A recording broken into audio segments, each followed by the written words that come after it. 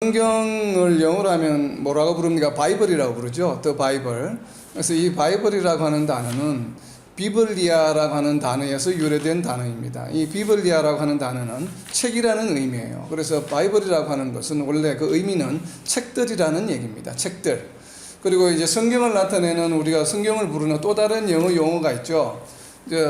New Testament, Old Testament라고 이야기를 하는데, 이 Testament라고 하는 단어는 헬라어에 보면은 디아테케라고 하는 단어가 있는데, 디아테케라고 하는 단어는 언약을 말합니다. 그래서 이제 언약이라고 하는 단어에서 유래가 되어서 Old Testament, New Testament, 그러니까 옛 언약, 새 언약, 이렇게 해서 이제 구약 신약을 이 영어를 이제 한글로 번역하게 되면 구약 신약 이렇게 되겠죠. 그리고 성경의 주제는 우리가 66권 성경이 있지만 각 권별로 주제와 메시지를 다 가지고 있습니다. 그래서 성경 각 권은 하나님이 인간에 대한 구원과 계획과 영생의 그 주제를 가지고 있다. 즉 이제 바꾸어 말하면 지난 시간에 저희가 배운 것으로 표현을 하면 바로 특별 계시에 관한 내용이죠. 그래서 특별 계시에 관한 내용이 성경에 다 기록이 되어 있다라고 하는 것이고, 구약 성경의 내용들은 처음부터 구약 성경이 존재했던 것은 아니죠. 구약 성경이 존재하게 된 것은 성경에 따르면 가장 먼저는 모세가 기록한 모세오경입니다. 그래서 모세가 하나님의 영감으로 하나님의 성령의 이끌리심을 받아서 모세오경을 기록할 때 바로 구전되어 오던 기록한 것이 구약 성경인데, 하나님께서 사람들을 어떻게 선택하시고 또 축복하시고 약속의 땅을 주셨는가에 대한 내용이 주된 내용을 이룹니다. 구약 성경은. 그리고 이 구약 성경은 이 현대에 있는 구약 성경의 모태가 된 것은 어떻게 보면 BC 한 3세기에서 1세기, 약 한 2세기에 걸쳐서 기록이 된 이 70인 헬라어 성경이 있습니다. 알렉산드리아에서 기록이 된 약 72명의 사람들이 모여서 기록한 헬라어 구약 성경이 오늘날 이제 모태가 되고, 이 헬라 성경 70인역을 바탕으로 해서 라틴어 성경인 불게이트가 이제 기록이 되었는데, 이것은 약 한 4세기에 기록이 된 불게이트 성경이 약 한 1000년이 지나서 16세기가 되고 나서야 비로소 이 캐톨릭 공회에서 정식 구약 성경으로 확정이 되게 됩니다. 그래서 상당히 이제 시간이 걸렸는데, 이 불게이트 라틴어 성경이 가지고 있는 중요한 것 중에 하나는 이 라틴어 성경이 생기면서 이 라틴어 성경을 기반으로 한 영어 성경 작업이 되었다고 하는 것이에요. 그래서 영어 성경이 만들어지게 된 그 모태가 바로 라틴어 성경입니다. 그러나 오늘날 우리가 가장 많이 알고 있는 영어 성경 중에 하나가 KJV 성경이잖아요. 킹 제임스 버전. 킹 제임스 버전은 이 라틴어 성경으로 번역이 된 성경이 아니라 히브리어와 헬라어로서 원본에서 직접 번역한 성경책입니다. 그리고 신약 성경은 구약 성경과는 조금 그 주제 내용이 조금 다릅니다. 물론 기본적인 주제는 하나님에 관한 것이 우리의 구원에 관한 내용이지만, 신약 성경이 담고 있는 주로 주된 이야기들은 예수님의 생애와 그리고 중요성, 그것을 시작으로 해서 복음이 어떻게 전파되었는가에 관한 내용들이죠. 그래서 신약 성경을 크게 세 분류로 나누어 보면 역사서에 해당하는 것이 바로 이제 복음서와 사도행전이 역사서에 해당합니다. 예수님의 역사와 그리고 복음이 어떻게 전거되었는가, 그리고 이어지는 그룹이 무엇인가 하면 바로 신약, 우리가 지금 갖고 있는 기독교 신앙에 대한 독트린에 관한 이야기예요. 그래서 21편의 서신서들이 신앙의 기본이 되는 기독교 신앙의 독트린을 설명하고 있는 책입니다. 그리고 마지막에 있는 한 권의 책, 이 요한계시록은 앞으로 다가올 계시에 대한 내용을 설명하고 있죠. 이렇게 신약은 크게 세 분류로 나누어 볼 수가 있습니다. 그리고 그 다음에 우리가 좀 유념해야 될 것은 성경 원본이 기록된 언어의 종류입니다.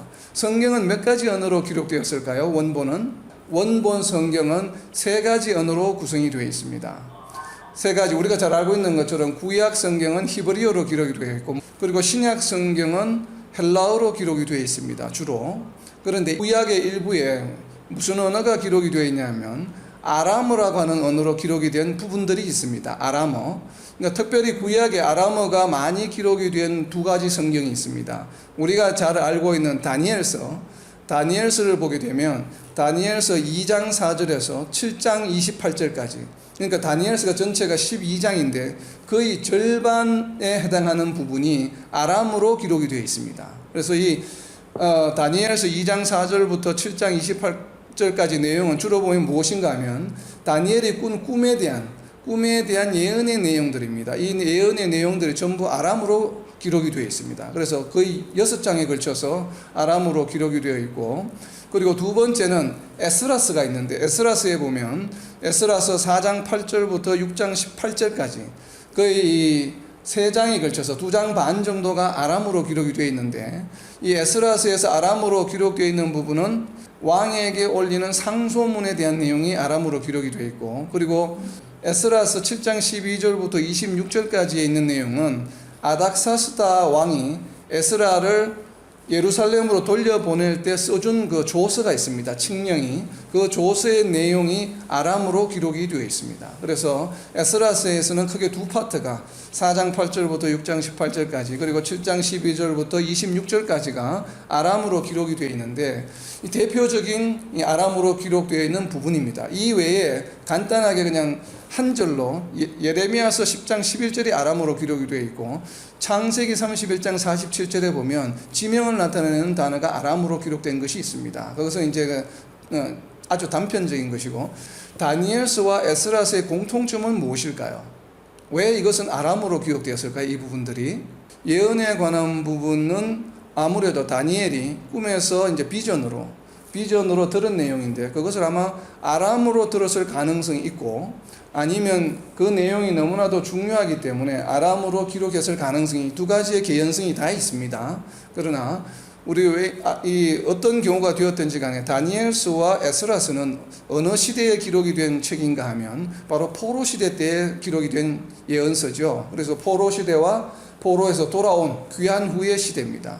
그래서 포로 생활을 거의 70년간 했는데 1차 포로로 끌려가고 간 사람들은 최소한 70년, 그리고 마지막인 3차 포로 때 끌려간 사람들은 최소한 50년간 바벨론에 거주했던 사람들이죠. 그래서 이 사람들이 돌아와서 다시 성전과 성벽을 재건할 때에 기록된 이제 내용들이 이제 에스라스에 포함이 되어 있는데, 한 70년, 최소한 50년, 길게는 70년 동안 이제 바벨론 지역에 살다 보니까 거의 적게는 2세대, 많게는 한 3세대 정도가 지난 세대들이죠. 그러다 보니까 자기네들의 언어였던 히브리어를 많이 잊어버렸습니다, 사람들이. 그러다 보니까 이제 현재 사용하던 아람어, 중동 지역에서 사용하던 시리아에 주로 사용하던 이 아람어가 그들의 언어가 될 수밖에 없었겠죠. 그래서 이 사람들에게 알아들을 수 있게끔 중요한 내용을 아마 아람으로 기록하지 않았나, 그렇게 생각을 해봅니다. 우리가 이것을 어디를 보면 알 수 있냐면 느헤미야서 8장 8절을 한번 펴보세요. 느헤미야서 8장 8절에 보면 사람들이 이제 예루살렘으로 돌아와서 그 해의 첫 번째 7월 달입니다. 그러니까 여기서 7월 1일이라고 하는 것은 유대력으로 7월 1일입니다. 유대 달력으로 7월 1일은 뭐 하는 날이에요? 7가지 절기 중에서 7월달이 굉장히 중요했죠. 유대력에서 우리로 하면 한 9월이나 10월경이 되는데, 7월 1일이 무엇인가 하면 바로 나팔절이에요. 나팔절. 나팔절은 무슨 날인가 하면 매달 초하룻날 나팔을 불어서 이제 세 달을 선포를 하는데, 특별히 7월 10일이 무슨 날인가 하면 대속죄일이에요. 그래서 1년 동안 있었던 모든 죄를 이스라엘 전 민족이 모여서 회개를 하는 것을 시작하는 날이 바로 나팔절입니다. 그래서 7월 1일부터 10일까지 10일 동안 모든 죄를 회개합니다. 그리고 이제 7월 10일 날 대속죄일이라고 부르죠. 7월 10일 날 모든 회중들이 모여서 이제 모든 죄를 대속하는 번제를 드리게 되는데, 바로 그 7월 1일의 모임이 바로 이 느헤미야서 8장 8절에 나와 있습니다. 그래서 느헤미야서 8장 8절에 보면 약 6시간 동안 예배를 드리죠. 그래서 아침 6시부터 이제 정오까지로 우리는 추정을 하는데, 에스라가 성경을 읽어줍니다. 이때는 물론 모세 오경이겠죠. 그래서 6시간 동안 모세 오경을 다 읽어줍니다, 회중들에게. 그런데 느헤미야서 8장 8절에 보면 뭐라고 되어 있습니까? 말씀을 선포하고 나서, 그리고 뭐 했다고요? 에스라와 제사장 그 율법사들이 말씀을 어려워서 해석해 주었다라고 이야기가 되어 있죠. 그래서 이 해석해 주었다는 의미는 우리가 추정하건대 아마 그 청중들이 히브리어에 능통하지 않았을 거라고 추정이 됩니다. 왜냐하면 거의 70년간, 짧게는 50년간 포로 생활을 하고 돌아온 사람들이기 때문에. 그래서 에스라가 율법사들이 모세오경은 원본이 무엇으로 되어 있습니까? 히브리어로 되어 있잖아요. 그러니까 히브리어를 예배 시간에 그대로 읽어주기 때문에 읽어주었지만 청중들이 알아듣지는 못해요, 제대로. 물론 일부는 알아들었겠지만, 그래서 이것을 아마 아람으로 다시 번역을 해서 해석을 해준 것이 아닌가, 그렇게 추정이 됩니다. 이스라엘 민족이 바벨론으로부터 예루살렘으로 이제 포로 생활에서 돌아온 이후로부터 그 팔레스타인 지역은 주된 공용어가 아람어가 됩니다. 성경은 히브리어와 헬라어와 그리고 일부 아람어로 기록이 되어 있습니다. 그리고 이제는 성경의 원본에 대해서 좀 살펴보면 유대인들이 구약을 어디에다 기록을 했냐면 송아지 가죽에 기록을 했습니다. 그래서 비교적 오래 보존이 가능했습니다. 송아지 가죽은. 그래서 그 원본이 남아 있어서 가장 오래된 원본은 현재 저희들이 발견한 것으로는 그 사해사본입니다. 이 사해사본이 구약의 지금 원본으로 저희들은 이제 추정을 하고 있습니다. 그런데 그 반면에 신약의 경우에는 지금 현재 현존하는 신약의 원본은 존재하지 않습니다. 신약은 송아지 가죽이 아니라 파피루스에 기록이 되었어요. 오래 보존되지를 못했어요. 그래서 이제 실제로 바울이 직접 기록한, 마태가 직접 기록한 그 원본은 아마 다 훼손되고 말았던 것으로 우리가 보여집니다. 그렇지만 거기에 대한 사본들이 굉장히 많이 존재를 합니다. 특별히 지금 우리가 가장 오래된 신약의 사본은 헬라어 버전은 언제 것인가 하면 약 2세기경에 기록이 되어 있는 파피루스에 기록이 된 그 헬라어가 전체가 있는 것이 아니고 이렇게 단편들이 존재합니다. 그리고 지금 저희가 우리 한글 성경도 마찬가지고 영어 성경에서 사용하고 있는 이 헬라어 신약 버전은 언제 기록이 된 것인가 하면 약 16세기에, 그러니까 약 1500년도죠. 그러니까 굉장히 신약 성경 원본이 기록이 되고 나서 약 한 1400~1500년이 흐른 이후인 16세기에 1500년대에 에라무스가 기록한 헬라어 버전이 가장 지금 어떻게 보면 원본의 역할을 하고 있는 헬라어 버전입니다. 그래서 16세기에 기록이 된 에라무스 버전, 이것을 텍스터스 리셉투스라고 부르는데 바로 KJV가 이 버전을 이용을 해서 영어로 번역을 한 것입니다. 일부 이제 성경 신학자들이 이 에라무스가 번역한 헬라어 버전인 텍스터스 리셉투스의 좀 퀄리티에 대해서 좀 의문을 제기를 했어요. 그래서 다른 헬라어 버전, 웨스트콧 앤 홀츠라고 하는 두 분이 이제 번역한 그 헬라어 버전이 있는데, 이 헬라어 버전을 기반으로 번역한 영어 버전이 바로 RSV 계통입니다. 그래서 Revised Standard Version이라고 하는, 그래서 KJV와 RSV, 그리고 거기서 이제 분파가 된 ASV, American Standard Version 같은 것들은 바로 이 웨스트콧 앤 홀츠 버전이라고 하는 헬라어 버전을 이용을 해서 영어 신약 성경을 번역을 했습니다. 그래서 이 헬라어 버전이 조금 퀄리티가 좋다고 이제 일부 신학자들이 이야기를 이제 주장하시는 분들이 있습니다. 그런데 이 두 버전 다 조금 퀄리티에 문제가 있다고 해서 19세기에 약 1800년대에 들어서 번역한 그 성경이 있는데, 네스터 알란트라고 하는 두 분이 번역한 책인데, 이 책은 굉장히 많은 헬라어 버전 원본과 또 그것을 설명하고 있는 여러 가지 우리로 말하면 교리에 관한 단편들이 많습니다. 단편들이 이 성경으로 채택되지 않은 것들, 그런 것들을 참조를 해서, 그러니까 실질적으로 헬라어 내용을 공부한 다음에 비교 분석을 해서 그 뜻을 파악한 다음에 이것이 가장 헬라어 원본과 뜻이 맞을 것이라고 해서 헬라어 버전을 집필한 책이 바로 이 네스터 알란트라고 한 두 분이 이제 이어서 계속 이제 번역을 한 책이 있는데, 이것이 이제 19세기에 나온 번역본입니다. 그래서 최근까지 약 한 28차례에 걸쳐서 번역이 되었는데, 지금 우리가 사용하고 있는 영어 버전 중에 거의 대부분 KJV와 뉴 킹 제임스 버전을 제한 거의 모든 영어 성경은 바로 이 버전을 이용을 하고 있습니다.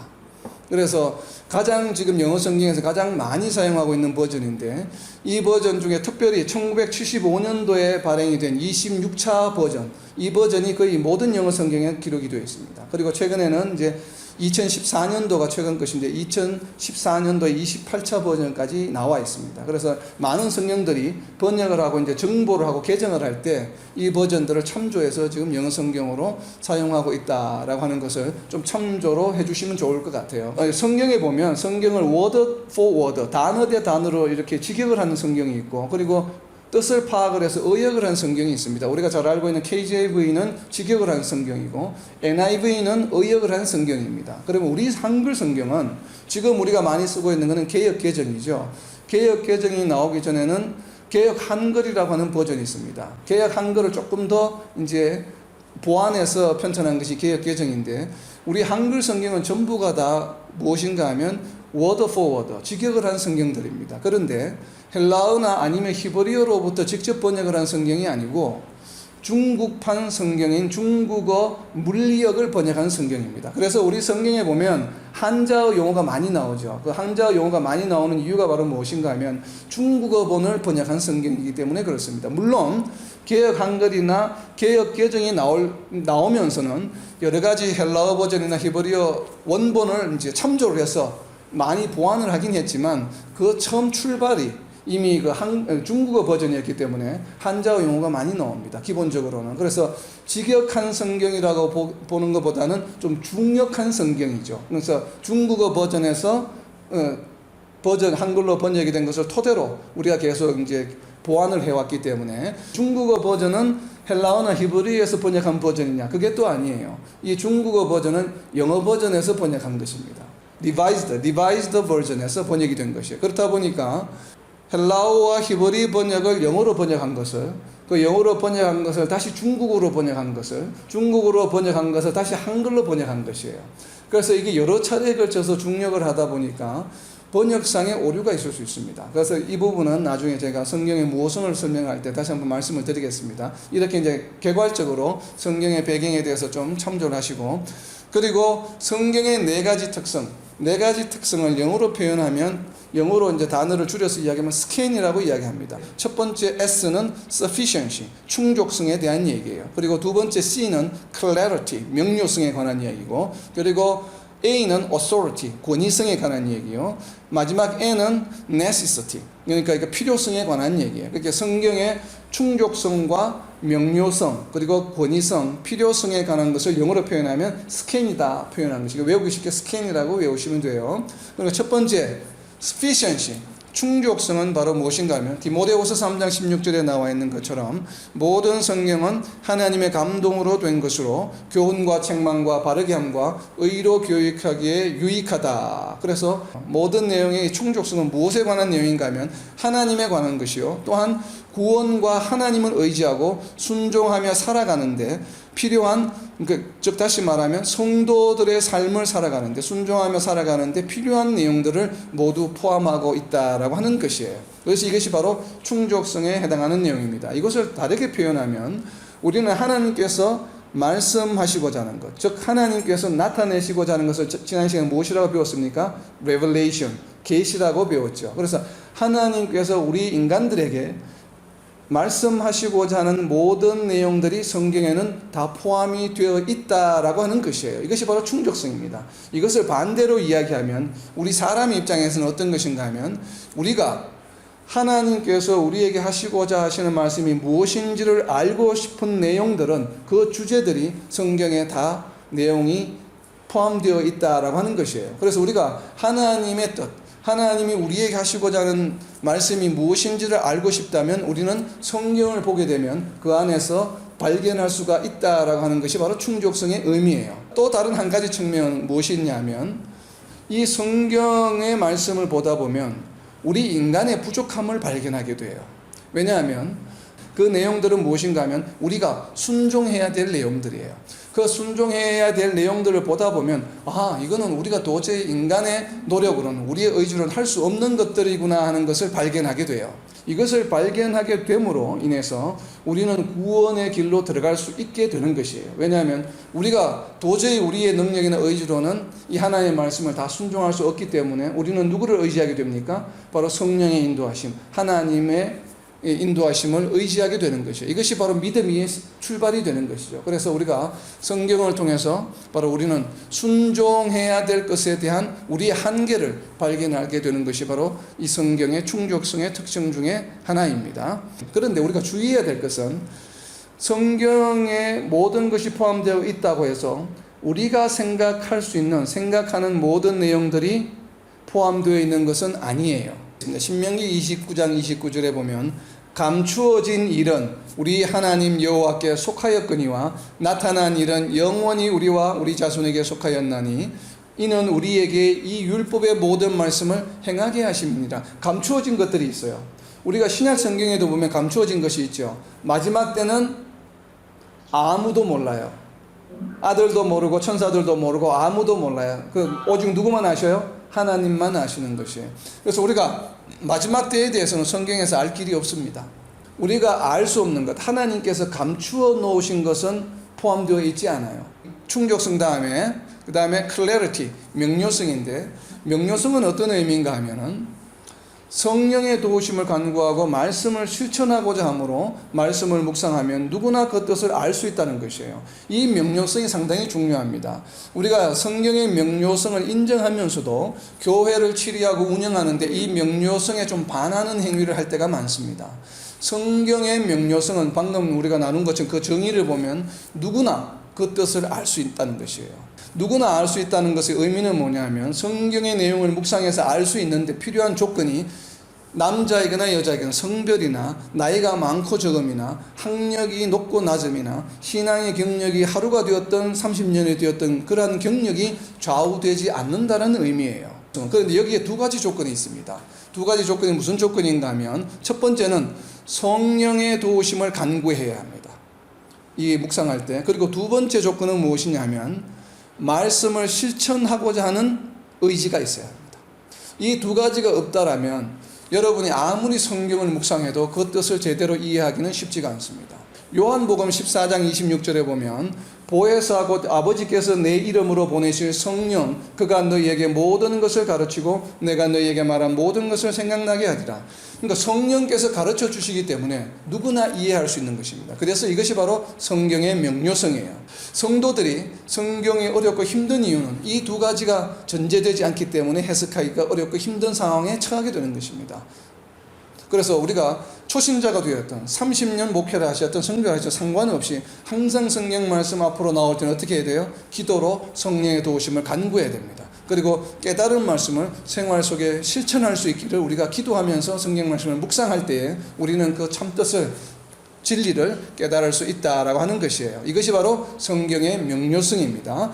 성경의 명료성을 나타내는 구약 성경의 구절을 보면 시편 19편 7절 말씀에 보면 여호와의 율법은 완전하여 영혼을 소성시키며 여호와의 정근은 확실하여 우둔한 자를 지혜롭게 한다라고 이야기하고 있어요. 그래서 하나님의 말씀은 우리의 영혼을 소성시켜요. 그래서 우리가 성령의 도우심을 간구해야 되겠죠. 그리고 우리를 어떻게 하냐면 우둔한 자를 지혜롭게 해주셔요. 그러니까 우리가 이미 지혜롭기 때문에 성령을 묵상하는 것이 아니에요. 어떤 자이기 때문에? 우둔한 자라. 우둔해도 성경을 공부할 수 있어요. 왜요? 우둔한 자를 지혜롭게 해주시는 것이 바로 성경의 말씀이기 때문에 우리가 이것을 명심해야 됩니다. 항상. 그리고 세 번째는 권위성입니다. authority. 자, 성경에는 권위가 있다고 이야기를 합니다. 성경에 권위가 있는 이유는 무엇일까요? 왜 우리가 성경의 권위를 인정합니까? 하나님의 말씀이기 때문에 권위가 있는 것은 분명하죠. 그러면 그 다음 질문은 왜 하나님은 그런 권위가 있으실까? 이것을 우리가 제대로 이해를 해야 됩니다. 하나님의 권위가 있으시죠. 우리가 다 압니다. 하나님의 속성 중에 하나이기 때문에. 그렇다면 하나님이 권위가 있으신 이유는 무엇 때문에 권위가 있으신가 하면 하나님은 창조주이시기 때문에 권위가 있으신 거예요. 자, 물건을 만든 사람은 그 물건은 누구에게 속해 있습니까? 물건을 만든 사람에게 그 권리가 있는 것이죠. 그리고 하나님이 권위를 가지시는 이유는 하나님이 창조주이시기 때문에 그래요. 하나님이 이 세상을 창조하셨고 우리를 창조하셨기 때문에 우리에 대한 권리가 있으신 거예요. 그리고 이 권위가 있으신 분은 하나님이시기 때문에 그 말씀을 우리에게 직접 하실 수도 있죠. 때로는 본인이 직접 하시지 않고 누군가를 시켜서 그 사람을 통해서 대신할 수 있는 권한도 그분에게 있으시지요.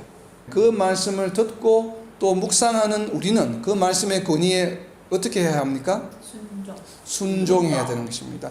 성경의 권위성의 핵심은 무엇인가 하면 그것을 보고 듣는 자들로 하여금 순종하게 하기 위함입니다. 만약에 순종하지 않는다면 그 다음에는 어떤 현상이 일어날까요? 순종하지 않게 되면 그 다음에 다시 성경 묵상을 할 때 우리는 깨달을 수 있을까요? 없을까요? 아까죠. 안 되겠죠. 아까 명료성의 두 가지 조건이 뭐라고 그랬어요?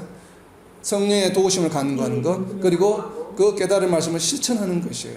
실천은 다르게 표현하면 순종이죠. 순종하지 아니하게 되면 가르쳐 주시기를 멈추신다는 것이에요. 우리가 이 원리를 깨달아야 합니다. 이건 우리가 체험하죠. 내가 성경 말씀을 순종하지 않을 때 성경 말씀 묵상하면 눈에 잘 들어옵니까? 안 들어옵니까? 안 들어오죠. 아무리 읽어도 안 들어오고 그냥 멍하죠. 근데 우리가 말씀을 잘 실천하고 막 이럴 때는 어떻게 해요? 그냥 보기만 해도 막 말씀이 글자가 살아있는 듯이 막 움직이는 듯한 것을 체험할 때가 있죠. 그냥 깨달아지는 것. 이것이 바로 역사예요. 우리는 성경의 이 특성을 잘 이해해야 합니다. 그래서 내가 지금 성경 말씀을 묵상하고 공부하는데 잘 이해가 안 돼요. 자꾸 뭐가 안 돼요. 집중이 안 돼요. 그럴 때는 무엇을 해야 돼요? 나 자신을 돌아봐야 합니다. 아, 내가 지금 뭔가를 순종하지 않는 것이 있구나. 그러면 성경 말씀을 공부하기 전에 무엇부터 해야 돼요?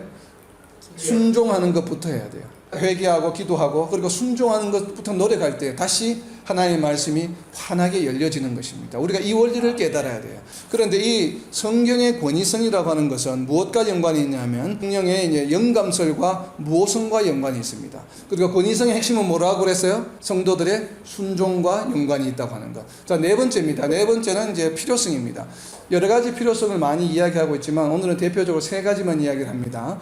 이 필요성은 복음을 전하는 복음과 성도들의 삶의 성경이 반드시 필요하다라고 하는 것이에요.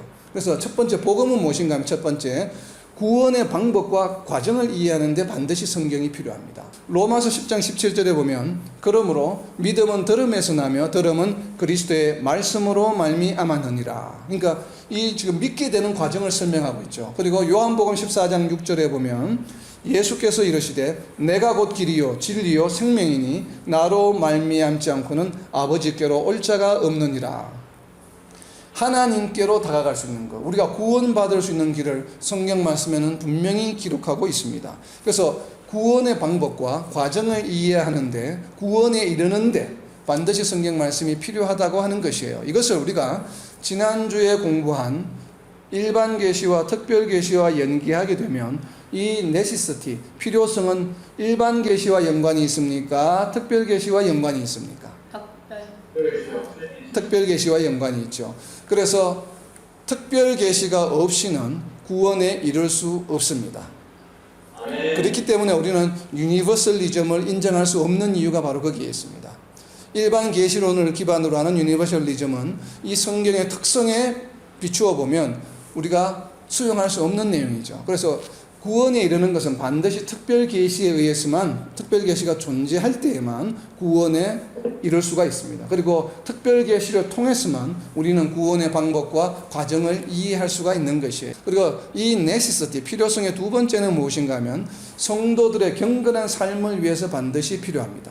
디모데전서 4장 5절에 보면 하나님의 말씀과 기도로 거룩하여짐이라. 그리고 마태복음 4장 4절에도 보면 예수께서 대답하여 이르시되 기록되었으되 사람이 떡으로만 살 것이 아니요 하나님의 입으로부터 나오는 모든 말씀으로 살 것이라 하였느니라.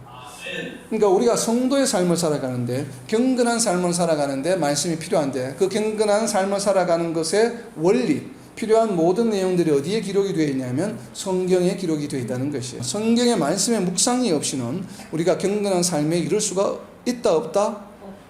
없습니다. 그래서 기도만 한다고 해서 될까요? 안 될까요? 될 수도 있습니다. 우리가 안 된다고. 왜냐하면 기도에 하나님께서 응답하시면 모든 것을 하실 수 있는 분이시기 때문에 뭐든지 하실 수 있죠. 그러나 기도뿐만 아니라 거기에 이 디모데전서 4장 5절 말씀처럼 말씀과 기도로 이 양날개가 된다라고 한다면 정말 안성맞춤으로 완벽하게 성도의 경건한 삶을 이루어 나갈 수 있다는 것이에요. 그래서 기도할 때도 말씀이 기반이고, 말씀과 기도로, 찬양할 때도 말씀과 찬양으로, 항상 말씀이 그 근본의 기반이 되는 것이 우리 성도의 삶에 반드시 필요하다라고 하는 것이 바로 성경의 네시시티입니다. 그리고 세 번째는 뭔가 하면, 세 번째는 하나님의 뜻을 이해하는 데 반드시 필요합니다. 우리는 하나님의 뜻을 알기를 많이 간구합니다. 기도하면서, 우리 성도의 신앙생활 가운데서. 그런데 하나님의 뜻을 이해하기 위해서 물론 기도하면 기도 응답해서 가르쳐 주시기도 하시지만, 그러나 기본적으로는 하나님의 뜻을 이해하기 위해서는 우리는 반드시 성경의 말씀을 살펴보아야 합니다. 우리가 기도하고 나서 하나님의 뜻을 알았다라고 이렇게 말씀하고 표현하시는 분들이 있잖아요. 기도에 응답받았다고 하시는 분들, 이분들 굉장히 조심해야 됩니다. 그 기도의 응답은 반드시 무엇에 다시 확인해야 돼요? 베레아 교인들처럼 하나님의 말씀, 기록된 로고스 말씀에 내가 기도로 응답받은 내용들을 반드시 말씀으로 재확인해야 됩니다. 그래서 말씀에 정말 포함되어 있는 내용인가, 말씀에 기록되어 있지 않는 내용이고 포함되어 있지 않는 내용이다라면 그 응답은 사탄과 귀신의 응답일 수도 있다는 것을 우리는 유념해야 됩니다. 항상 기도할 때에. 그리고 기도에 응답받았으면 반드시 그 말씀을 성경의 말씀에 기록해서 확인해야 된다는. 그래서 성경의 이 네시서티의 세 번째 내용은 하나님의 뜻을 이해하는 데 반드시 필요하다. 데살로니가전서 4장 3절 말씀에 보면 하나님의 뜻은 이것이니 너희의 거룩함이니라. 그리고 골로새서 4장 12절입니다. 골로새서 4장 12절 말씀에 보면 너희로 하나님의 모든 뜻 가운데서 완전하고 확신 있게 서기를 구하노니. 바울 사도가 골로새 교인들에게 이야기합니다. 너희가 너희들이 모두가 하나님의 뜻 가운데 완전하기를 원한다 라고 하는 것은 무슨 얘기인가 하면 바로 하나님의 말씀을 잘 묵상하고 그것을 생활 속에 실천하게 되면 어떻게 돼요? 완전해질 수 있다라고 디모데전서 3장에서 이야기하고 있죠. 하나님의 말씀은 성령의 감동으로 된 것으로 17절 말씀은 뭐예요? 성도를 하여금 모든 사람을 하여금 온전하고 완전하게 하기 위함이다 라고 이야기하고 있기 때문에, 그래서 성도의 완전하고 확신 있게 서게 하기 위해서는 하나님의 말씀이 반드시 필요합니다. 이것은 신약 성경에만 적용이 되는 것이 아니고 구약 성경에도 적용이 됩니다. 구약 성경 시편 40편 8절에 보면 나의 하나님이여 내가 주의 뜻 행하기를 즐기오니 주의 법이 나의 심중에 있나이다 하였나이다. 이 시편 기자는 다윗인데 다윗이 기도합니다. 나의 하나님이여 내가 주의 뜻 행하기를. 그러니까 자기의 삶 가운데 하나님의 뜻을 행하기를 즐겁게 하겠다는 것이에요. 그런데 이 하는 방법이 무엇인가 하면 이어져 나온 내용이 시편 40편 8절을 보면 주의 법이 나의 심중에 있나이다. 당시에 주의 법은 무엇이겠어요? 구약 성경이죠. 전부 다 하나님의 법이 내 마음에 있다는 것이에요. 하나님의 법이 내 마음에 있을 때 어떻게 된다고요?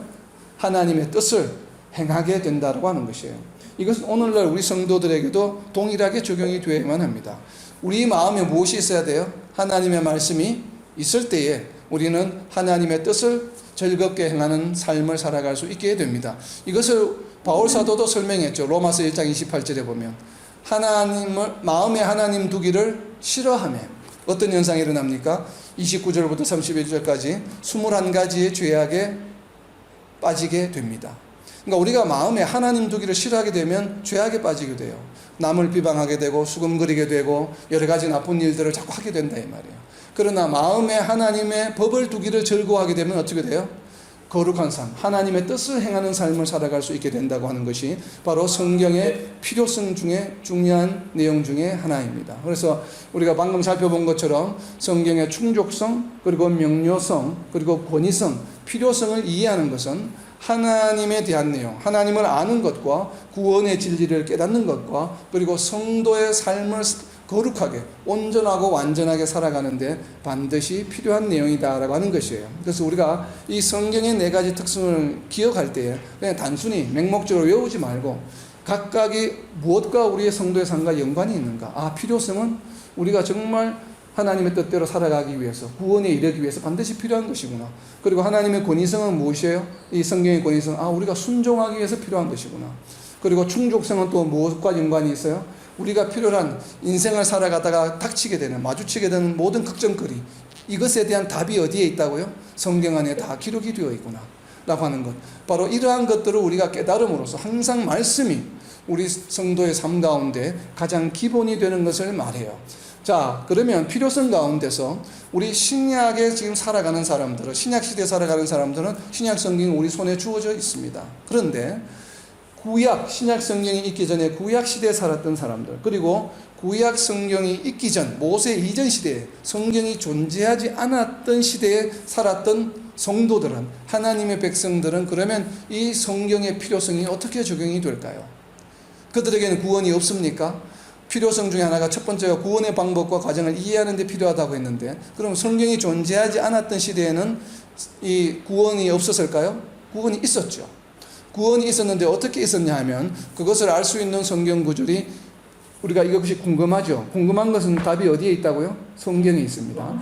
히브리서 11장 13절에 있습니다. 히브리서 11장 13절에 보면 구약 시대, 성경이 존재하지 않았던 시대에 살았던 사람들, 그리고 신약 성경이 존재하지 않았던 시대에 살았던 사람들은 그러면 이 성경의 필요성이 어떻게 충족되었는지를 히브리서 11장 13절에서 기록하고 있습니다. 이 사람들은 구약 시대의 사람들이요, 성경 이전에 있었던 사람들을 말합니다. 이 사람들은 다 믿음을 따라 죽었으며, 그러니까 성경의 내용은 몰랐지만 구원의 진리에 대해서는 몰랐지만 무엇에 따라 죽었다고요? 믿음, 하나님의 말씀에 믿음에 따라 죽었으며, 약속을 받지 못하였지만, 예수 그리스도에 대한 구원의 약속은 받지 못하였지만 무엇을 했다고요? 이 약속을 멀리서 보고 웰컴하며 환영하며 또 땅에서는 외국인과 나그네임을 정언하였다. 그러니까 어떻게 했다고요? 예수 그리스도에 대한 구원의 진리의 말씀에 명확하게 정확하게 존재하지 않았지만 그것을 어떻게 했다고요? 멀리서 바라보며 그것을 메시아를 보내주실 거야. 구약에는 메시아에 대한 얘기가 많이 나오잖아요. 이사야도 나오고 예레미야도 나오고 그 말씀을 믿었다는 것이고, 그 말씀들이 존재하기 이전 시대에 있었던 사람들은 그냥 하나님의 말씀을 믿은 것이에요. 아브라함 시대에는 성경이 존재하지 않았잖아요. 아브라함 시대에는 아브라함을 하나님께서 어떻게 부르셨어요? 말씀으로 바로 부르셨잖아요. 그리고 하나님의 말씀을 믿었거든요. 그러니까 믿음으로, 바로 하나님의 말씀을 믿음으로 구원에 이르렀다. 그 시대에는 바로 이것이 말씀의 필요성이었다라고 하는 것입니다. 그래서 구약 시대나 신약 시대나 구별 없이, 제한이 없이 하나님의 말씀인 성경에 대한 필요성은 존재한다라고 하는 것이에요. 이것을 우리가 간과해서는 안 됩니다. 세 번째 토픽은 성령의 영감설에 관한 것인데, inspiration. 성경은 하나님의 계시를 정확히 기록할 수 있도록 성경 저자들로 하여금 성령께서 초자연적인 영향을 미쳤다라고 하는 것이에요. 그래서 이 초자연적인 영향력을 영어 성경은 영어 단어로는 superintendent하게 이제 관리 감독을 했다. 초자연적으로 그 성경 저자들을 컨트롤했다라고 이야기를 합니다. 그래서 그 결과로 성경에 기록된 모든 내용들은 하나님의 말씀이다라고 이야기할 수 있는 것이에요. 그래서 디모데후서 3장 16절에서 모든 성경은 하나님의 감동으로 된 것이다라고 이야기를 하는데, 그리고 이제 베드로후서 1장 21절에 보면 베드로후서 1장 21절에도 이와 유사한 말씀을 하고 있습니다. 예언은 언제든지 사람의 뜻으로 낸 것이 아니요 오직 성령의 감동하심을 받은 사람들이 하나님께 받아 말한 것입니다. 그래서 이 모든 예언은 성령의 감동을 받아서 하나님께로부터 받아서 기록했다라고 베드로 사도도 베드로후서 1장 21절에서 이야기하고 있습니다. 그래서 우리가 이제 성경을 성령에 의해서 기록이 되어 있다고 하는데, 학자들 가운데 여러 가지 이론들이 있습니다. 여러분들 아는 것처럼 이 인스피레이션 했다고 하는 거, 그리고 슈퍼인텐던트, 이렇게 성령이 성경 저자들을 관리 감독했다고 하는데 이것의 정도가 어느 정도인가에 따라서 나누어집니다. 그래서 이것이 어느 정도로 성경 저자들을 그러면 성령께서 컨트롤 하셨을까? 그 이제 강도, strength, 그 강도에 따라서 대표적인 이제 이론들이 약 5가지로 나누어지는데 간단하게 한번 살펴볼게요. 이 강도가 약한 것부터 제가 설명을 합니다. 강도가 약한 것부터 점점 강해집니다. 강도가 가장 약한 것은 intuition이라고 해서 한글로는 어떻게 번역이 되는지 제가 잘 모르겠는데 그냥 뭐 직관 이론. 그러니까 이 내용은 무엇인가 하면 성경 저자들에게 하나님께서는 성경의 내용들, 그러니까 영적 성경의 하나님의 말씀 이 내용들을 알아차릴 수 있는 통찰력을 하나의 그 사람에게 재능으로 주셨다는 것이에요. 그래서 이 성경 저자들이 바울 사도나 마태가 자기가 가지고 있는 영적 재능을 가지고 스스로 알아서 성경의 내용들을 기록했다는 것이에요. 그래서 그 내용들을 갖다가 하나님께서 가르쳐 주시거나 불러주시지 않았다는 것이에요. 그래서 성경에 기록된 내용들은 누가 알아차린 것이에요? 알아차린 그 주체는 성경 저자들이 이런 내용을 내가 기록해야 되겠구나라고 이제 알았다는 것이에요. 그런데 그 알았다는 것이 일반 사람들이 무언가를 철학자들이 깨닫는 수준이 아니라 성령께서 그런 하나님께서 하시고자 하는 말씀을 깨달을 수 있는 재능을 주셨다고 하는 것이죠. 그래서 이것을 다르게 한마디로 표현하면 바로 영적 천재들인 것이에요. 일반 사람들의 수준이 아니에요. 완전 영적 천재들로서 성경에 기록된 내용들을 자기가 알 수 있는 직관력, 통찰력을 가지고 있는 것이다 라고 하는 것이 바로 이 인투이션 이론이에요. 그래서 이 내용은 그 사람들이 알아서 내용들을 안 거죠. 물론 그 알 수 있도록 한 능력은 성령께서 주셨지만 실제로 성경의 내용들을 누가 한 거예요? 성경 저자들이 그 내용들을 전부 간추려서 했다라고 하는 것이에요. 근데 이것은 누가 주장하냐면 주로 자유주의 신학자들이 주로 이 내용들을 주장을 합니다. 자유주의 신학자들이. 그렇다면 사람이 그 내용을 주장했다라고 이제 우리가 어떤 부분들은 그렇게 할 수 있는 부분들이 있어요. 그래서 성경의 일부분만 하나님의 말씀이다라고 인정을 하고 일부분 아니다라고 생각할 수 있는 여지가 생깁니다. 이 내용은.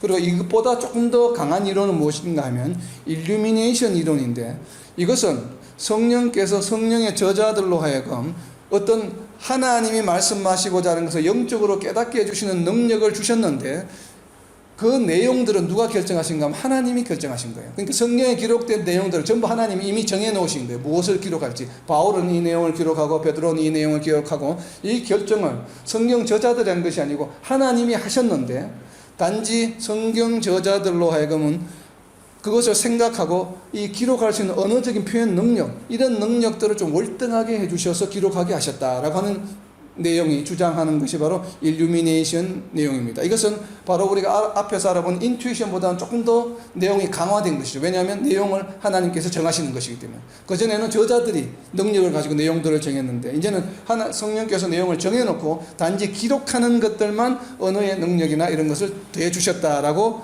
주장하는 것이 바로 이 두 번째 이론이에요. 그리고 이것보다 조금 강화된 것이 무엇이냐면 다이나믹 이론이에요. 다이나믹 이론은 이제는 성령께서 성경 저자들의 사고 방식까지 컨트롤하셨다. 사고까지 컨트롤하시고 그리고 사고까지 컨트롤했지만 성경을 기록하면서 어떻게 기록할 건가 그 표현 방법, 성경 내용들을 표현하는 방법들은 기자들, 저자들로 하여금 거기에 맡기셨다라고 하는 것이에요. 그러니까 표현하는 방법은 성령께서 관여하지 않으신 거예요. 왜냐하면 왜 이 이론을 이야기를 하냐 하면 성경을 보면 똑같은 내용인데도 저자에 따라서 복음서가 표현하는 방법이 다르죠. 베드로가 표현하는 방법이 다르고 바울이 표현하는 방법이 달라요. 그리고 바울 서신서 중에서도 심지어는 바울 서신서 중에서도 표현 방법이 다른 성경들이 있습니다. 데살로니가라든지 로마서가 다를 수 있는 거. 왜 그러냐면 바울이 성경을 기록할 때 어떻게 기록하냐면 대필자를 사용한 경우가 있습니다. 본인이 시력이 좋지 않았기 때문에 자기는 그냥 이야기해주고 그것을 알아들어서 헬라어로 이 대필하는 사람이 자기의 헬라어 지식으로 기록을 하다 보니까 헬라어 표현 방법이 바울 서신 중에서도 내용 표현 방법이 다릅니다. 그러니까 이런 부분들을 이제 보완하기 위해서 이 다이나믹 이론을 이야기한 것입니다. 다이나믹 이론은 성경 저자의 생각, 사고는 주장하셨지만 그 표현 방법은 저자들에게 맡겼다. 그러니까 이런 것들은 이제 대필한 사람들의 내용까지 수용할 수 있는 이론이긴 하죠. 그리고 그 다음에는 이것보다 좀 더 이제 강화된 것이 네 번째는 무엇인가 하면 저자들의 사고 생각을 컨트롤한 것뿐만 아니라 이제는 단어 선택까지도 컨트롤하셨다. 조금 전에는 저자들에게 맡기셨다고 했잖아요. 표현 방법을. 이제는 단어들까지는 다 성령께서 이 단어를 사용해라. 저 단어를 사용해라. 물론 표현 방법은 다르지만 표현하는 방법이 다르다 할지라도 그 단어를 사용하게끔 선택하게끔 성령이 컨트롤하셨다라고 주장하는 것이 verbal issue입니다. 그러니까 이 말 어휘를 전부 어휘까지도 다 컨트롤하셨다라고 주장하는 것이에요. 그리고 이것보다 더 강화된 다섯 번째 방법은 바로 뭐냐면 그대로 받아 적어라라는 dictation. 하나님이 불러주는 대로 그대로 다 받아 적었다라고 하는 이론이 다섯 번째예요. 그러니까 어떻게 보면 다섯 번째가 가장 성령의 컨트롤이 강한 것이죠. 그럼 여러분들은 이 다섯 가지 이론 중에 어떤 것에 동의하고 싶습니까? 다이나믹. 실질적으로 좀 유의해야 될 것은 켈빈은 본인의 저서에서 뭐라고 이야기를 하냐면 딕테이트했다라는 단어를 씁니다. 그럼 어떻게 보면 다섯 번째에 해당되잖아요. 바로 받아쓰기. 그러나 다른 내용 구절들을 보면 그런 의미를 나타내는 것은 아니에요. 그래서 유념해야 됩니다. 저는 개인적으로 이 다섯 가지를 어느 것에도 동의하지 않습니다. 왜냐하면 어느 것 하나가 완벽하게 표현하지를 못해요. 그래서 결론적으로 답은 무엇인가 하면 어떠한 방법으로 이 성령의 감동하심이 역사하셨는지는 우리로서는 알 수가 없다예요. 우리는 알 수 없어요. 성령이 어떻게 하시는 것이는. 단지 우리가 알 수 있는 것은 성령께서 저자들에게 초자연적인 영향력을 끼쳤다는 것은 분명합니다. 그리고 바울 서신의 경우에도 대필자가 있었고 이 대필자에게조차도 성령께서는 영향력을 미쳤다고 우리는 믿습니다. 그리고 또 저자들이 자신들의 사고와 그리고 자신들이 가지고 있는 신앙관 그리고 이런 장문 스타일 이런 것으로 비록 기록은 했지만 그 모든 과정에서 성령께서는 일일이 다 관여하셨다라고 우리는 생각을 합니다. 성령의 영감의 세 가지 특성을 좀 요약하면 첫 번째는 모든 말씀에 적용이 됩니다. 성경에 기록된 모든 말씀. 일부는 성경 말씀 중에서 믿음과 구원에 관한 것만 성령의 이제 영감서를 인정을 하고 나머지 부분 인정하지 않는 것을 주장하는 분들도 있습니다. 그러나 우리는 성경에 기록된 모든 말씀은 다 성령의 영감을 받았다라고 인정합니다. 그리고 두 번째는 성령에 기록된 모든 말씀은 하나님께 하신 말씀이다라고 우리는 인정합니다. 그런데 여기서 이제 질문이 나오죠. 성경에 보면 창세기에도 사탄이 이야기한 것도 나오고 욥기에 보면 욥의 친구들이 한 이야기도 나오는데 이것을 왜 하나님의 말씀이라고 이야기하는가? 이 하나님의 말씀이라고 이야기하는 것은 하나님이 직접 말씀하셨다라고 하는 것이 아니라 그 내용 중에는 바울이 한 이야기도 있고 베드로가 한 이야기도 있고 욥이 한 이야기도 있고 욥의 친구들이 한 이야기, 심지어 사탄이 한 이야기도 성경에는 기록이 되어 있죠. 그러나 우리가 성령의 영감서의 핵심은 무엇인가 하면 그 내용에 대한 것이 아니라 기록한 그 모든 과정에서 성령이 역사하셨다는 것이에요. 그리고 그 기록한 내용들도 하나님께서 다 관여하셨기 때문에 그 내용이 무엇이란 얘기예요? 진리는 아닐지라도 전부 팩트요, true, 사실이다라고 하는 것이에요. 사탄이 말한 것도 말한 그대로가 맞다 이 말이에요. 사탄이 말한 것이 진리일 수는 없죠. 하나님이 말씀하신 건 진리이지만 사탄이 말한 것은 진리가 아니죠. 그리고 욥의 친구가 말한 것도 진리가 아니라고 성경에서 말씀하고 있잖아요. 그러니까 말한 내용 컨텐츠 자체가 맞느냐 틀리느냐의 문제가 아니고 기록된 내용이 사실이냐 아니냐가 라는 관점에서 보는 것입니다. 그러니까 기록된 내용은 틀린 말이지만 그 말이 그렇게 말한 것은 맞다는 것이 왜? 성령의 감동으로 그 말씀을 기록하게 하셨기 때문에. 그래서 성령의 감동으로 성경 저자들에게 기록하게 하셨기 때문에 하나님이 말씀하셨다라고 표현하는 것이에요. 우리가 하나님이 직접 말씀하셨다는 것이 아니라 하나님이 직접 말씀하신 부분들이 많죠. 성경에 보면 특히 모세에게 하신 말씀도 있고 많이 있기 때문에 자 이렇게 우리가 좀 유념을 해야 되고 그리고 세 번째는 이 성령의 영감설의 세 번째 특성은 성령과 저자가 함께 기록한 것이다. 성령께서 성경 저자들의 글 쓰는 스타일이나 이런 것들을 다 활용하셨죠. 그런 의미에서 함께 하셨다는 것이에요. 근데 우리가 이제 유념해야 될 것은 학자들 간에 논쟁이 있는 부분이 뭔가 하면 신약을 읽다가 보면 신약이 구약에 상당히 많은 부분에 인용한 부분들이 있죠. 인용한 부분들. 근데 이 인용한 부분들 중에 보면 좀 논리적으로 구약의 내용을 잘못 인용한 부분들이 있다고 주장하는 학자들이 있습니다. 이 대표적인 것이 마태복음에 나와 있는 바로 임마누엘에 관한 것입니다. 이사야서에 나오는 임마누엘, 7장에 나오는 임마누엘 내용을 마태가 잘못 인용을 했다. 그런 의미가 아닌데 잘못 인용을 했다. 상당히 많은 신학자들이 이 부분을 잘못 인용했다고 논문도 발표하고 또 주장하고 동의를 합니다. 그렇지만 저는 개인적으로 그런 것에 동의하지 않습니다. 왜냐하면 성령의 영감설이라고 하는 것은 그 인용조차도 올바른 인용이다라고 우리는 인정을 합니다. 왜냐하면 신약 성경 저자들에게 성령께서 영감을 주셨기 때문에. 자, 그러면 무엇이 문제가 되냐? 왜 이것이 중요한 이슈가 되냐면 저와 여러분들이 성경을 공부할 때 누가 가르쳐 주셔요? 성령께서 가르쳐 주시죠. 그러면 성령께서 우리에게 영감을 주신 것이에요? 주신 것이 아니에요? 영감을 주신 것이죠. 같은 논리로 어떤 성경학자가 열심히 성경을 공부를 했어요. 공부했으면 그건 누가 가르쳐 주신 것이에요? 성령께서 가르쳐 주신 것이죠. 성령의 영감을 받은 것이죠. 그래서 그것을 정리를 합니다. 이렇게 정리를 해서 이 말씀은 그러면 성경과 같이 권위가 있을까요? 없을까요? 신약의 저자들이 성령의 인도하심을 받아서 구약을 인용한 것처럼 우리도 동일하게 구약 성경을 인용해서 신약 성경의 내용을 해석하면 될까요? 안 될까요? 우리는 하면 안 됩니다. 성령의 관리 감독했다고 하는 그 정도가 신약의 저자들에게 한 그 강도와 우리에게 한 강도는 같다 다르다? 다릅니다. 다르기 때문에 우리는 그렇게 함부로 해석해서는 안 됩니다. 신약에서 그대로 인용한 부분을 우리가 맞다고 인정하고 그 부분은 그렇게 우리가 해석하고 이해하면 되지만 비슷한 논리로 다른 구약 성경의 내용을 같은 논리로 신약의 내용처럼 인용해서는 안 된다는 것이에요. 우리가 이것을 성경 묵상을 할 때 대단히 유념해야 됩니다. 성경의 inerrancy, 모성에 관한 것은 무엇에 관한 것인가 하면 중요한 것은 성경의 원본에 기록된 모든 내용들은 그 내용에 상관없이 모두가 사실이며 오류가 없다라고 하는 것이에요. 자, 여기에 조건이 무엇이었어요? 우리가 지금 여러분이 가지고 있는 개역 개정 성경에는 오류가 있습니까? 없습니까? 이것이 중요합니다. 우리가 성경의 무엇을 이해할 때 첫 번째가 조건이 뭐냐면 성경의 원본에 기록된 모든 내용들이에요.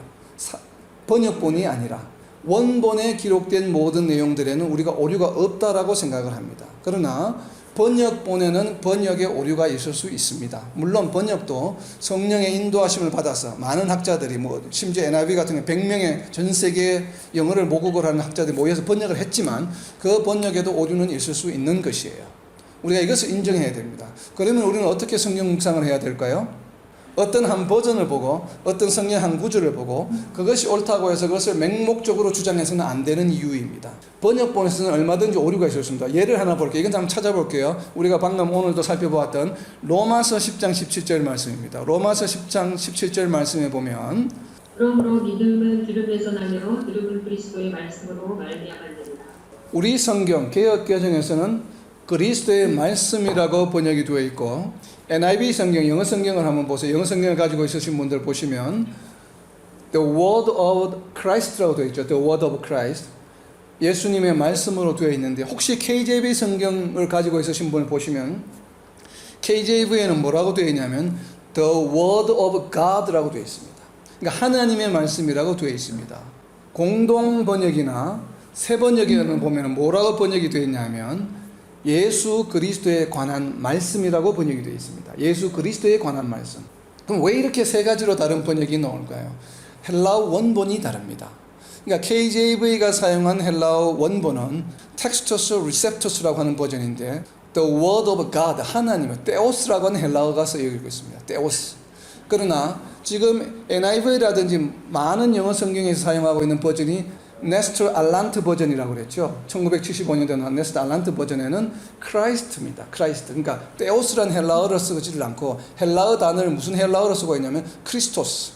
크리스토스라고 하는 그리스도를 말하는 헬라어 단어로 번역이 된 책이에요. 그런데 이게 아까 이 헬라어 버전은 무슨 버전이라고 그랬어요? 크리티컬 버전. 그러니까 내용을 여러 버전을 공부를 해서 내용에 따라서 만든 헬라어 버전이에요. 그래서 말씀의 내용을 보면 구원은 예수 그리스도에 관한 말씀이니까. 그래서 테오스라는 표현을 쓰지 않고 크리스토스, 그리스도라는 표현을 이 헬라어 원본이라고 생각하는 이 헬라어 버전에는 사용하고 있는 겁니다. 그래서 이것을 기반으로 번역한 대부분의 영어 성경들이 크라이스트로 번역이 되어 있고 그 번역을 따른 중국어 버전에서 번역이 된 한글 성경은 전부 그리스도의 말씀으로 되어 있는 것이에요. 그러나 KJV가 인용하고 있는 헬라어 버전에서는 하나님의 말씀입니다. 그러나 이것이 하나님의 말씀이든 그리스도의 말씀이든 같은 말이죠. 하나님의 말씀인데 무슨 하나님의 말씀이요? 예수 그리스도에 관한 말씀이요. 그것이 바로 예수 그리스도의 말씀이죠. 그래서 우리가 세 가지를 번역한다 할지라도 그 의미에는 변화가 없는 것입니다. 그래서 우리가 성경의 무엇을 볼 때 이것을 잘 유념해서 봐야 됩니다. 그래서 한 성경만 보지 말고 한 성경만 보게 되면 잘못하면 논쟁이 있을 수 있죠. 이건 예수 그리스도의 말씀이다. 근데 어떤 분은 아니야, 하나님의 말씀을 들음으로 우리는 믿음에 이를 수 있어. 예수 그리스도의 말씀만이 아니야. 이렇게 서로 논쟁할 수 있어요. 근데 그건 다 불필요한 논쟁이죠. 왜냐하면 하나님의 말씀이 곧 예수 그리스도에 관한 말씀이요. 그것이 예수 그리스도의 말씀이다라고 하는 것이에요. 그래서 우리가 개역 개정을 가지고 성경 공부를 할 때 가능하면 헬라어 원본이 다른 KJV 버전을 보는 것이 좋습니다. 그리고 KJV 버전 영어 성경에 또 하나를 더 한다라고 한다라면 의미로 번역한 것이죠. 직역을 한 것이 아니고. 그러니까 NIV 버전. 그리고 이제 직역에 관해서 하나 더 본다면 New American Standard 버전이나 이렇게 한 서너 가지 정도의 버전으로 공부를 하시면 이런 차이점을 발견할 수 있어요. 그러면 그 차이점에 따라서 우리가 좀 더 묵상할 수가 있죠. 이것이 이제 이 모성을 우리가 좀 공부하는데 유념해야 될 부분이고, 그리고 특별히 이제 이슈들이 이 모성의 이슈가 되는 것들 중에 하나는 많은 어떤 일부 이제 신학자들은 믿음과 구원에 관한 것 이외에는 하나님의 말씀에 오류가 있을 수 있다. 성령의 감동을 받았지만 오류가 있을 수 있다고 주장을 합니다. 그런 이제 성경적 진보적인 신학자들이 있는데, 그러나 우리는 기본적으로 이것을 인정하지 않습니다. 성경의 모든 내용은 우리에게 유익하다고 분명히 디모데후서 3장 16절에서 설명하고 있기 때문에, 그리고 또 완전하고 진리이다라고 잠언 30장 5절에서 설명하고 있기 때문에. 근데 무엇의 정도에 대해서 우리는 또 검토해볼 필요가 있습니다. 우리가 아까 인스피레이션의 정도를 살펴보았듯이, 그러면 에러가 없는데, 전혀 오류가 없는데, 오류가 없다는 정도를 우리가 어느 정도까지 인정할 것인가? 예를 들면 이런 것이에요. 구약을 읽다가 보면 성경 중에 모세가 기록한 내용 중에 어떤 잘못으로 인해서 뭐 몇천 명이 몇만 명이 일시에 죽었다라고 하는 얘기가 나오죠. 그러면 과연 이 숫자는 정확한 숫자일까요? 여호수아가 전쟁을 하는데 적군들을 몇천 명을 죽였다, 물리쳤다라고 이야기하고 있죠. 그러면 실제로 그 구약 시대에 죽은 사람들을 전장터에 가서 다 일일이 세어보았을까요? 세어보지 않았겠죠. 자, 이것을 이제 빌미로 해서 오류가 있다라고 주장한다 이 말이에요, 사람들이. 그러나 우리는 그것에서조차도 오류가 없다라고 생각을 합니다. 왜냐하면 우리는 세지 않았고 성경 기자들도 저자들도 세지 않았고 우리도 알 수 없지만 하나님께서는 그 숫자도 다 아신다라고 우리는 믿기 때문에 그래요. 근데 두 번째 오류의 이슈가 되는 것은 서로 상반된 내용들이에요. 성경을 읽다가 보면 성경 구절 중에 서로 대치가 되는 내용들이 있습니다. 그 대표적인 것이 무엇인가 하면 예수님은 하나님이시다라고 하는 성경 구절이 있죠. 근데 또 다른 성경 구절을 보면 예수님은 완전한 사람이다라고 하는 구절도 있습니다. 근데 우리는 어떻게 이해를 합니까? 이런 경우에 예수님은 완전한 사람이고 또 완전한 하나님이시다라고 이야기하죠. 왜요? 성경에 기록된 말씀이기 때문에. 사실은 논리적으로는 완전한 하나님이다, 완전한 사람이다, 공존할 수 없는 내용이죠. 그렇지만 하나님이 기록하신 성경의 말씀이기 때문에 우리는 이 두 가지 말씀을 다 믿기 때문에 예수님은 완전한 하나님이시자 완전한 사람이다라고 인성과 신성을 다 인정하는 것이죠. 같은 논리로 성경을 읽다가 보면 많은 내용들이 나옵니다. 이 내용들 때문에 교단이 생겼습니다. 대표적인 것이 감리교와 이 장로교가 나누어진 이유 중에 하나가 바로 구원관에 관한 것입니다. 장로교는 한 번 구원받은 사람은 구원을 잃지 않는다고 우리가 확신하고 믿음을 가지고 있고, 감리교 존 웨슬리 쪽은 그것을 인정하지 않습니다. 받은 구원도 잃어버릴 수 있다. 그래서 구원은 완성되어 가는 것이기 때문에 성화의 삶을 살아가야 된다고 하는 것이 대표적인 교리의 차이입니다. 감리교와 이 장로교의 차이는.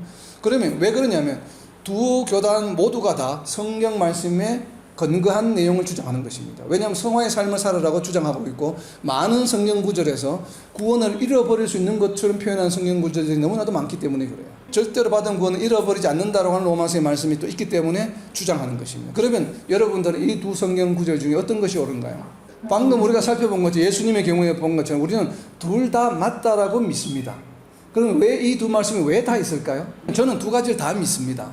왜? 성경에 두 가지가 다 기록이 되어 있기 때문에, 기록이 되어 있는 말씀 무조건 믿기 때문에, 옳은 말씀이기 때문에. 그러면 이 두 가지를 어떻게 우리가 신앙생활에 적용할까? 저는 이렇게 해석하고 저 자신에게 적용합니다. 내가 구원의 확신이 흔들릴 때, 여러분이 신앙생활 하다 보면 구원의 확신이 흔들릴 때가 있죠. 정말 내가 믿는 것이 맞나? 내가 정말 구원을 받았나? 그런 의구심이 들 때가 있습니다. 신앙생활을 한 중에. 그럴 때는 장로교 쪽에 주장하고 있는 한 번 구원받은 구원은 잃어버리지 않는다라고 하는 말씀을 붙들고 그 말씀으로 위로를 받습니다. 나는 절대로 구원을 잃어버리지 않아. 나는 구원받은 게 확신해. 이렇게 이제 믿음을 가지고 있고, 그런데 우리가 살다가 보면 죄를 지을 때가 있죠. 잘못을 할 때가 있죠. 그리고 뭔가 유혹과 시험을 받을 때가 있죠. 그때는 어떻게 해야 돼요? 그때는 내가 이것을 하게 되면 구원을 잃어버릴 수도 있다. 나는 그 말씀을 묵상하고 또 그 말씀을 붙들고 죄를 짓지 않으려고, 시험에 빠지지 않으려고 나 자신을 경계할 때는 그 말씀을 붙듭니다. 그러니까 말씀의 용도가 다 있죠. 구원의 확신을 가질 때 필요한 말씀이 있고, 내가 또 경건한 생활을 하고 시험과 유혹에 빠지지 않을 때 필요한 말씀이 있죠. 만약에 나 한 번 구원받은 사람은 절대로 구원을 잃어버리지 않아, 이것만 붙들고 있다라면 시험과 유혹에 빠질 수 있겠죠. 왜? 빠져도 상관없어. 나는 구원을 안 잃어버리기 때문에. 이런 마음을 가지고 나중에 회개하면 되고 회개 기도하면 되지 뭐. 이렇게 할 수 있어요. 얼마든지. 또 실제로 신앙생활을 그렇게 하시는 분들도 아마 일부는 있을 거예요. 우리는 잘 모르지만 그냥 그렇게 해서는 안 된다는 것이에요. 그래서 왜 성경에는 두 가지 말씀이 다 기록이 되어 있을까? 그것은 성경의 아까 목적에 있는 네 가지 특성 중에 반드시 필요한데, 세 번째가 뭐였어요? 성도의 신앙의 경건한 생활을 위해서 반드시 필요해요. 성경은 그 필요성에 의해서 이 두 말씀이 반드시 필요하기 때문에 있는 것이에요. 그래서 우리가 이 두 말씀이 서로 맞지 않는 것처럼 보이지만 사실은 신앙생활의 두 말씀이 다 필요로 하다라고 하는 것이에요.